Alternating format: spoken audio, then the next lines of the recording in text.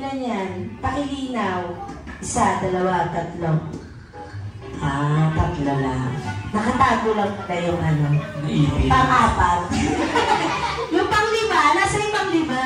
Alright. Si Jollibee, meron tatlong kahilingan para sa ating mga kids na nandito ngayon. Ano ba ang una, Jollibee? Na ang mga kids natin ay hindi magkakasakit at palaging malusog ang pangangatawan. Palakpakan!